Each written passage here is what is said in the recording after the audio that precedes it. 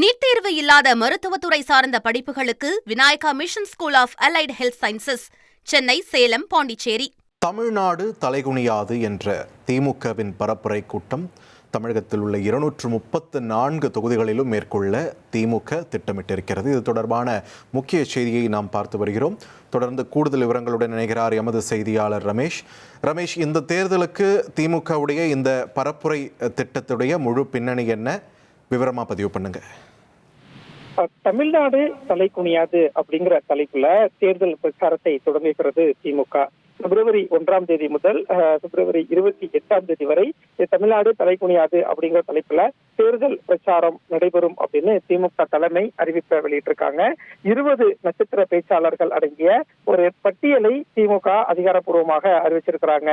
இந்த 20 நட்சத்திர பேச்சாளர்களும் தமிழகம் முழுவதும் இருக்கக்கூடிய 234 சட்டமன்ற தொகுதியிலையுமே பிப்ரவரி மாதம் முழுவதுமே தேர்தல் பரப்புரையில ஈடுபடுவாங்க.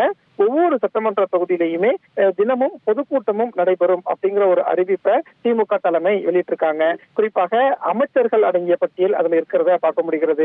அமைச்சர் கோவிசெலியன், ராஜகண்ணப்பன், அதே மாதிரி பிடிஆர் பழனிவேல் தியாகராஜன் உள்ளிட்ட அமைச்சர்கள், திமுகவின் மாநில நிர்வாகிகள், திமுகவின் முக்கியமான பேச்சாளர்கள் என மொத்தம் 20 பேர் அடங்கிய பட்டியலை திமுக இப்போது வெளியிட்டிருக்கிறார்கள். ஏற்கனவே அனைத்து அரசியல் கட்சிகளுமே இந்த 2026 சட்டமன்ற தேர்தலுக்கான பரப்புரையில கவனம் செலுத்த தொடங்கிட்டாங்க.